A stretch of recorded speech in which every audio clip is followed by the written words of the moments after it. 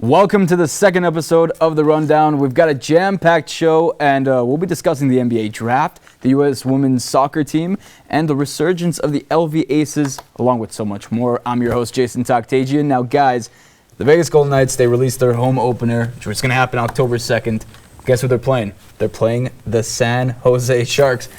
Who do you got winning that match? Sharks, baby, all the way. They have the Knights number. No, sir. No, sir. The Knights are going to own up to it. They're no longer going to let the Sharks take any games here. We're holding Vegas down, man. That's a home opener for a reason, baby. It's Vegas. All right, guys. Let's get on with the show.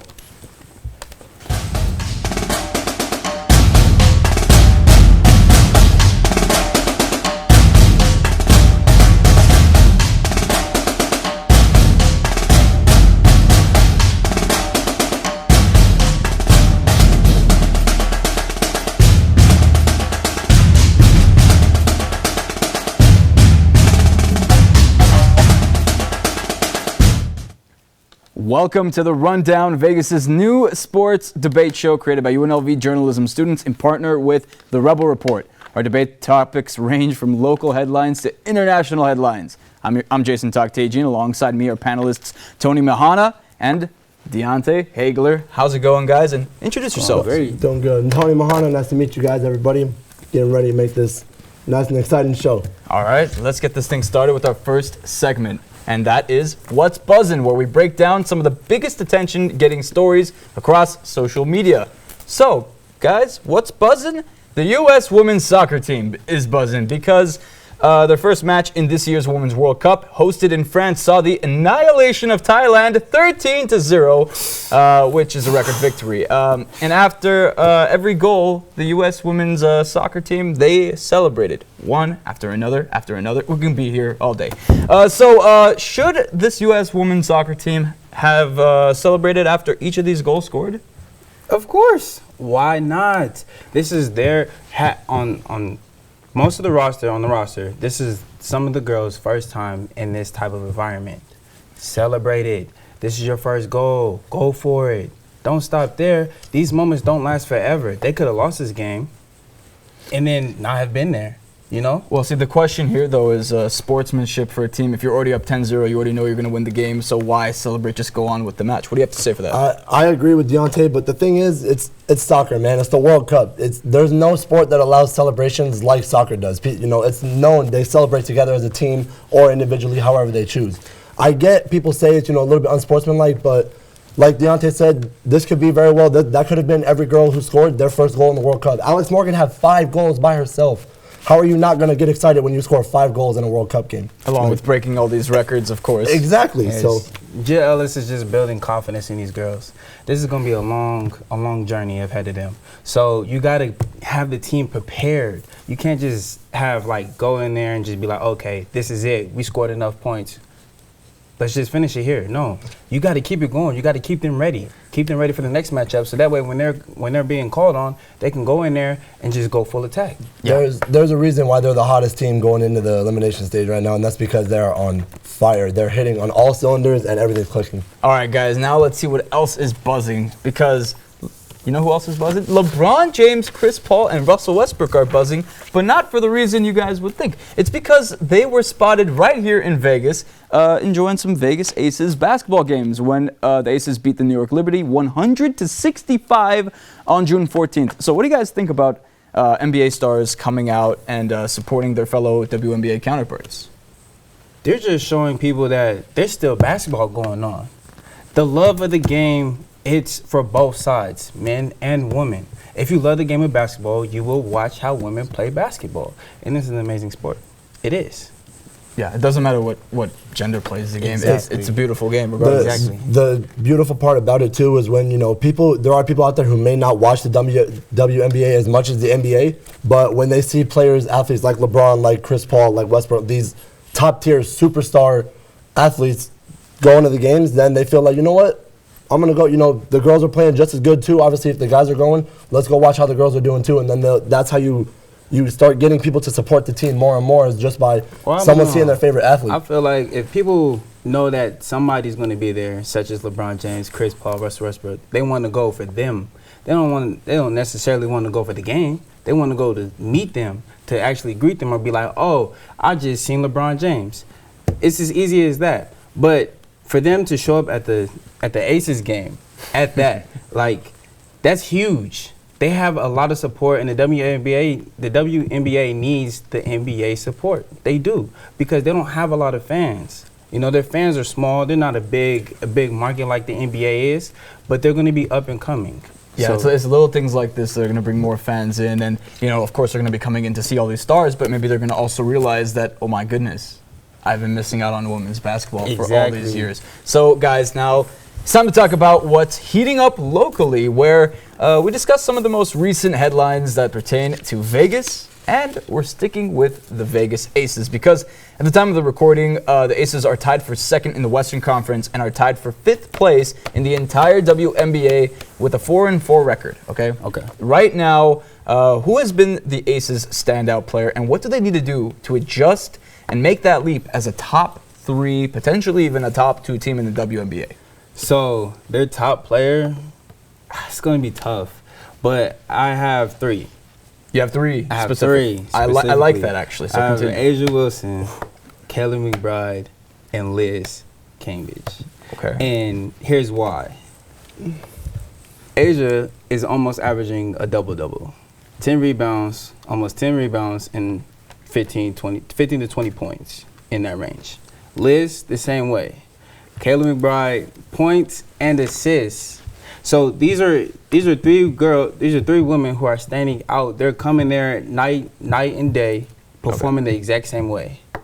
So I can't just pick just one. I have to. It's hard. It's tough. This is a good team as well. It's funny you mentioned that actually, because I had 3 players as well, and they were actually Asia Wilson, Liz Cambridge, and Kayla McBride. Because people have to remember. Asia was the #1 overall pick last year. You're not a #1 overall pick for no reason. There's got to be some hype, some belief around you that you have potential to reach the best of the best status in your sport. And Rookie of the Year, exactly. So Asia, these 3 girls right here, they're both still, all 3 of them are still relatively young. The oldest, I believe, is Liz. But these 3 right here are going to be the core for the team moving forward. They will need to make sure they can build around Asia specifically, in my opinion, because I think she's got the total package. This team right here is perfectly built. But here's the thing. You have to play defense. You have to play defense. Defense wins championships, baby. You can't just play offense and then have some miscues on defense. And I think this is where the team gets better, and this is what uplifts the team to being to where everybody's expectations are. They have to get back to playing net and grit defense. Start off. You do start with defense, and then you go into offense. It's just that simple. You go in there, stop them from scoring. Try your best. Change it up. Go to a zone. Go to a man. Do what you got to do. Exactly. But this is if you want to go to where where people's expectations are, you have to make those changes on defense. Real quick, do you think those expectations are too high for the Aces? And we're starting to realize that they're not that sort of team that's going to be able to win a championship, especially with the Connecticut Sun. Like, at the time of recording, they've only lost 1 game. They've only lost 1 game. They've only lost 1 game. However, I do not think, the expectations are too high for the Aces. Here's why. We criticize them for losing to some teams that they shouldn't have lost to. However, they still have it. They still have the skills. They still have the game. They're still a good team. They still can go out and get W's.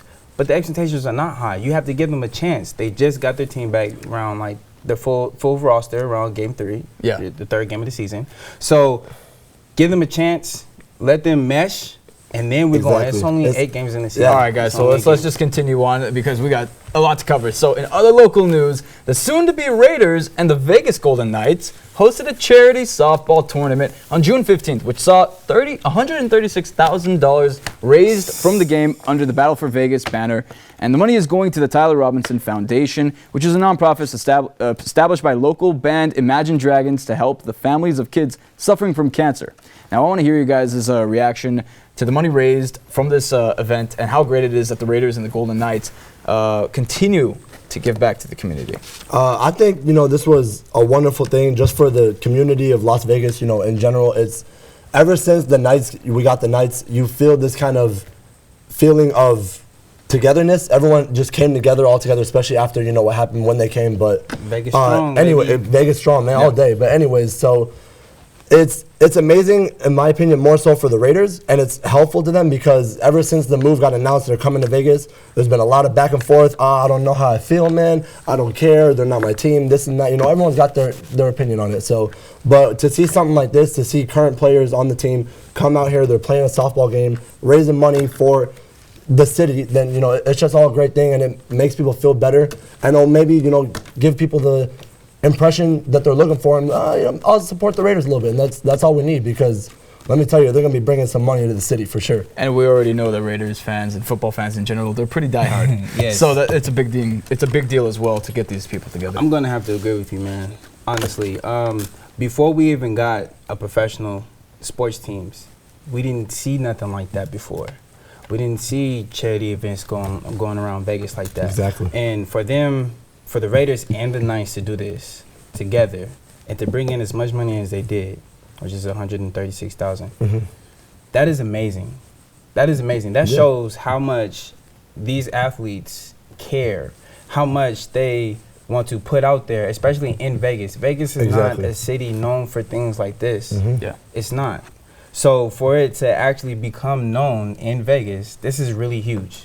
This should be ongoing, and everybody should expect more. And it is ongoing. This is not just a one-off. I mean, I remember last year in 2018 there was a blood drive that was hosted with Metro and the Raiders, and they were giving out free food from Cane's, no sponsorship, but it was just fantastic because we were also covering it with the Rebel Report, and you could just see that more and more people are now just coming together for this. So you definitely see the change. Yeah, so let's just move on, guys, because on June 15th, we got to move on to this because this is a big deal as well. Because Vegas, the boxing capital of the world, was on display to the world as the T-Mobile Arena hosted the clash between Tyson Fury and Tom Schwartz, where Fury won by a technical knockout 3 minutes into the second round. And guys, recently the heavyweight division, it has been rocked. No pun intended. No pun intended. But Fury some heavy hitters in there. Yeah, exactly. But Fury and Deontay Wilder have been constants in the division, at least. And they're expected to go head-to-head once again in early 2020. But who do you guys think will come out on top in this specific bout? And what do you guys think the future holds for this heavyweight division? My pick for this matchup is Deontay, to this day, Wilder. And here's why. When they first went back and first matched up, he knocked him down twice. Not once, twice. So I feel like it's going to be a quicker matchup on the rematch. I feel Wilder's going to show that he has a skill, because everybody's been saying that he is not a true boxer. He doesn't have the boxing skill. He's just a street fighter, like street fights. Like, what I mean by that is, when you look at Floyd, you can see the skill, the boxing skill, the technique. Yep. You can see it all the way through. When you look at Wilder, he's just throwing punches, haymakers, heavy hitter punches. He's ready to knock you out from the jump. So I gotta go with my man Wilder, man. So you don't think it's gonna go to the distance? No, it's gonna go to the distance. Well, what do you think? So I actually have a specific prediction for you guys. I agree with my man Deontay over here. I'm gonna take Wilder, but I'm going to say he gets a TKO win in round 9. That's what I'm going to go for. I think you guys have to remember, the first time these two went at it, they were going back and forth the whole fight. Yeah, Fury did get knocked down twice, but Wilder definitely caught a couple in there too. It was a slugfest to the end, man. And so I think this time, they always say the rematch is nothing like the first time around, because now you have more data. You did your homework on your opponent. Exactly. You can try to guess their game and expect something from them. You know what I mean? So I honestly think that the second fight is going to be even better than the first one. This is going to be prime time, baby. This is going to be. I do think it'll be better, but I'm the only one going with Tyson Fury, man. I think that guy is just a big time heavy hitter. But sticking on the topic with heavyweight fighting, what do you guys think is going to be holding in terms of the future of, Anthony Joshua and his loss? Yeah, to Andy Ruiz. What do you guys think? Is he going to be able to retain his belts, or is this something that he has to move on from? You got two choices, because in the contract they get a rematch. So you got two choices: you either walk away from it, or you get the rematch and get your belt back. You only have 2 options. And Exactly. from what I'm told, the option he chooses is the rematch. So go ahead and go get your belt back. Now, I think for sure it's going to be a messy fight. But guys, it's still to come. The NBA draft may have paved a bright future for some struggling NBA teams, and later it'll be time to see the next rendition of Vegas's Pizza Review. So stick around. Hey yo, I'm Jafar Opso and I'm here with my man, Brandon. Brandon, what makes you a better basketball player? Is it your shots? Nah, Jafar. Brandon, is it the crossover? Nah, Jafar. Is it the shoes? Nah, Jafar. Is it the height? Nah, Jafar. Then what is it? It's rubber report.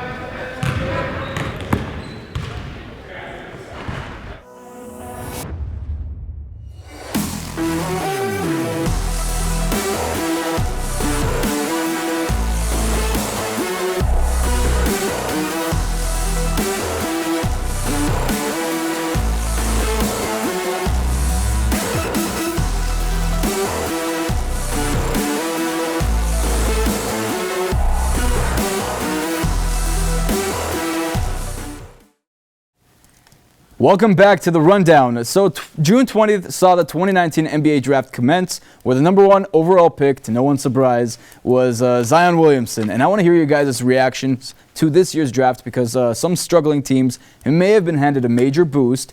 And were there any picks or trades that you guys didn't see coming, something that came to you guys as a surprise?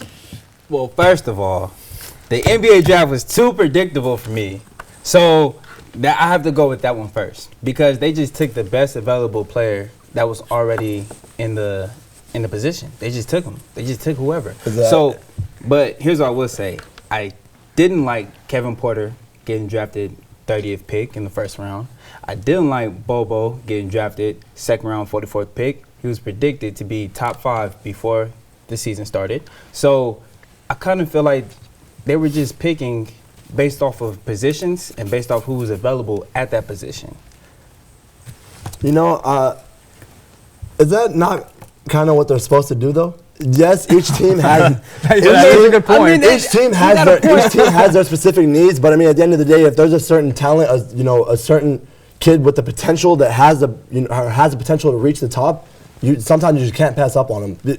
Can you imagine if, God forbid, Zion would have not gone number 1, if the Pelicans would have thought someone was a better fit for their team? He was only number 1 because of hype. Because of hype? Nah, because of hype. Jay Morant, to me, is a better basketball player than Zion. He has it all. But he didn't have the type of. He didn't have that type of. No, I wouldn't say the hype. I wouldn't say that. I would say that he didn't have the type of opponents that he went up against compared to Zion, because I mean he's going up against North Carolina. Yeah. He's in the. I mean, he's at Duke, but he still went second. RJ was at Duke, and he went third. But so that's different, because John Morant is another special type of talent, in my opinion. But I think what it is for Zion, yes, they're 2 different positions, first of all, so comparing them is a little difficult. But for Zion, the only part of his game that's really lacking is his jump shot ability, for his shot to go in. I think we're avoiding the biggest shock of this entire draft. Bull being picked in the second round. Thank you. At the 44th pick. you. Let me read some stats for you guys. If you guys don't know who Bol is, he's the son of Manute Bol, used to play in the NBA. Yes, sir. Freakishly tall. Went to Oregon. But Bol, when he played for Oregon, because he got a foot injury, 21 points, 10 rebounds, 2.7 blocks per game, and he shot 52% from the 3-point line, and the guy's 7'2". And I'm pretty sure he's going to get a little bit taller. If we were going to go off of how tall his dad got, 7'4", 7'6". Okay, so regardless of that, guys, let's move on and continue in the subject of the NBA, because arguably the greatest trade of the NBA's modern era took place because Anthony Davis, as I said in the previous show, got traded to the Lakers. And did the Lakers give up too much to acquire Anthony Davis, or do you guys think that the Lakers gave up just enough and it was more of a balanced trade? So I feel like them adding 4 first-round picks, 4 future first-round picks, I should say, was a little too much. But earlier in the season, they were throwing in Kuzma. They were throwing in Lonzo, Brandon Ingram, Kyle Kuzma. All four of the young All guys. four of the young Contavious Caldwell-Pope, KCP. Ivica Zubac. Yeah. Just Zubac. a lot of people. A lot of Basically, people, just a lot of basically. But Anyone not named LeBron. and if you didn't take that trade at that time, then what's wrong with this one? This one to me seems perfectly fine. I would actually think of it. I actually like it. Here's this. AD he can give you the numbers of all total 3 players that were just traded to the Pelicans. Exactly. You got Josh Hart, Brandon Ingram, and Lonzo. Lonzo's going to give you like 10 and 10 assists. Do your guys' watches match up with mine? Because mine says it's showtime, baby. They're about to put the show back in Showtime in LA. This is going to be, remember, the last 6 years they missed the playoffs. LA has not dealt with this kind of water before. They're used to being a contender, a premier top team year in, year out. And for the people saying they gave up too much, it's just, I agree with Deontay. It's because the picks, they gave them this year's number 4 pick and 3 more future first rounders. So the only thing with that is now that they have AD, those first rounders are up in the air. They could be at the end of the first round. They could be second round picks. Who knows when they're going to come, because they're definitely not going to be a lottery pick now with LeBron and AD out there running the show in LA, man. This is exactly what they needed. It was the inevitable. It was only a matter of time until he ended up in LA, and now they're one of the clear-cut favorites, if not the clear-cut favorite to win the title next year. I'm going to take it one step further with you guys. Okay. What's The Pelicans got robbed. The Lakers got one of, if not a top 5 player in the NBA. And the Pelicans, what do they get? The picks are, of course, valuable. Still got to see who those picks are going to become in the future. But Brandon Ingram has blood clot issues in his arm. Who knows what's going to happen, because we all saw what happened with Chris Bosh. You know, it may not be as severe, but this could be something that could derail someone's future. That's one of the 3. Okay. Josh Hart, although he is a physical type of player, he comes off the bench, maybe produces less than 10 points a game, but he also has knee issues and was not able to play for the Lakers throughout the entire season. It was very stagnant. Okay. Okay? All right. And Lonzo Ball, Oh my God. he lost. He did not play. He did not play 30 games. He did not play 30 of the 80 games last season. He had ankle He injury. has ankle injuries, and for a point guard, this is very, very, very worrying. Look. Because I mean, the first 2 seasons in the league, he's been getting injured. Yep. We don't know what's going to happen. We don't know if he might become one of the best point guards, because this is the same thing that happened with Steph Curry, for example. He was Exactly. injured for the first couple of years in his career. And people have continued to hold that over him for a long time, too. But the issue is Steph Curry came into the league shooting fantastically. Lonzo Ball is still learning how to shoot, man. He's a playmaker. His game is playmaking. Exactly. You know who His else is a game's not based playmaker? off shooting. Rajon Rondo is also a playmaker. Rajon Rondo But was a Rajon playmaker. Rondo is going to give you buckets. Zoe, he's going to give you transition buckets. Like, his transition buckets are fast breaks. Rondo's, he's going to map out the play, and he's going to either dish it or he's going to go to the layup. See, but I think you don't have to He's gonna worry go with about the that play. because you have LeBron James on the team. No, you don't have to worry about that. But I will say this: the Pelicans are going to be a great team. They're going to be a great team. We're just going to have to wait and see because of the youth, of course. So, all right, guys, that'll do it for the national news segment. Now it's time to send it over to our very own Ashley Dickinson, who gives Barstool Sports a run for their very own money with a Vegas edition of Pizza Review at Naked City Pizza.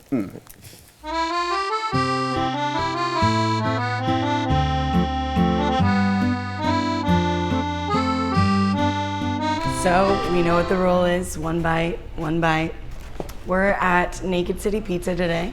And, well, I hope this pizza smells good because it smells like a goddamn casino in here. So we got a pepperoni pizza this time. We're not doing cheese because we don't want minestrone soup. So we're gonna open it up. She looks very crispy. Crust looks amazing. The pepperoni looks very crispy. The cheese looks not like there's green mildew on it. But yeah, here we go. Tomato is just right. Every time I go for the bite though, it smells kind of weird. But it tastes good. But it smells so weird. I mean, I don't think anyone's getting naked in here, but there's pizza. It's an 8.9. All right, still to come, each of us on the desk have an opportunity to discuss a topic that wasn't covered on the show, so stick around for one big thing. I want opportunities.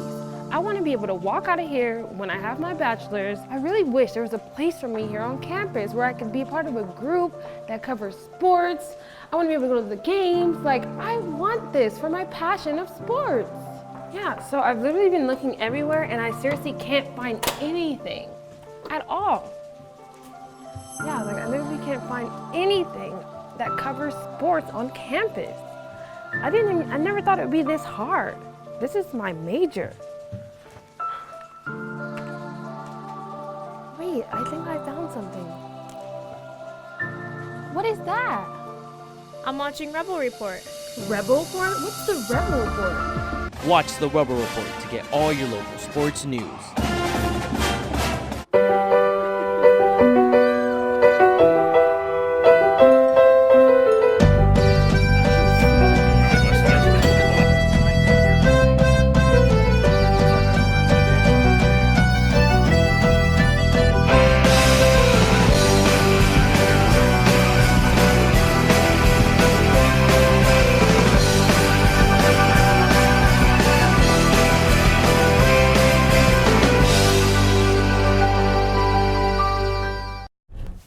Welcome back. Now it's time to close the show, and what better way than with one big thing. If you don't know, each of us on the desk have limited time to express our thoughts about a topic that wasn't covered in the show. So let's begin one big thing with Tony. So we just got done talking about the Anthony Davis trade, and there's going to be a lot more shakeups coming in the NBA this offseason, but one of the big ones that happened right after Anthony Davis' trade was Mike Conley got traded from the Memphis Grizzlies to the Utah Jazz. The Grizzlies, out of that trade, are going to receive Grayson Allen, Kyle Korver, Jay Crowder. They got the 23rd overall pick in the draft as well, which they used on a young talent. And they have another future first rounder that Memphis threw in there for them as well. So what this means is now Memphis opened the door wide open for their guy, John Morant, that they took yesterday at number 2, because he is now going to step in and fill Conley's shoes and take over that point guard role. And for, the Jazz, this means they're now getting a veteran playmaker point guard who, granted, he has been in the playoffs, has not made deep runs, but he's been there, he has experience, and he's going to be the guy that can help Donovan Mitchell reach that full potential and turn Donovan into that possible MVP candidate. So I'm going with the controversy with LeVar Ball and Molly Rose. Oh, no. Big Now, ball brand. because I feel like this, it wasn't meant sexually, and here's why. She said, LeVar, can I switch gears with you because I have a question here? And he responded, you can switch gears with me anytime. I think what made it sexual is her reaction and Stephen A. Smith's reaction. Max, he didn't say anything. He just kept a straight face. But I just think the reactions is what made it sexually. And for ESPN to ban him and ban his on-air content, he can't come on the show no more. I feel like they went too far because this is a situation where it's not that serious. It wasn't that serious, but for ESPN, they are making their employees feel comfortable, which is very understandable. You have to make your employees feel comfortable in the workspace. All right, guys, and now being the resident soccer fan, I have to once again use my one big thing towards soccer, and this time it's for the U.S. National team, not for the women's, but for the men, because honestly, ever since the qualifications for the World Cup, they've been abysmal. They have been absolutely embarrassing not being able to qualify for the World Cup. And now the next tournament for the U.S. is the Gold Cup, which is currently going on.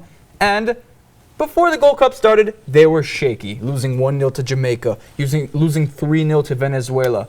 But it's time for some resurgence because against Guyana, again, they're not ranked anywhere near the U.S. in the FIFA World Rankings. They're above 100 for sure. They won 4-0 against Guyana. Now they're in a group that is with the likes of Trinidad and Tobago and Panama. They're not in a group with Mexico and Canada, but of course they're going to have to be weary because of the quarterfinals, the semifinals. They're all coming, and the U.S., in order to have some sort of bounce back in the world stage, they have to win the Gold Cup. So that will do it for the first ever episode of The Rundown. Make sure to follow the Rebel Report at Rebel Report UNLV on Facebook and Twitter, and Rebel Report _UNLV on Instagram for exclusive updates on everything surrounding the Rundown, the Rebel Report, and Vegas sports. Goodbye, everybody.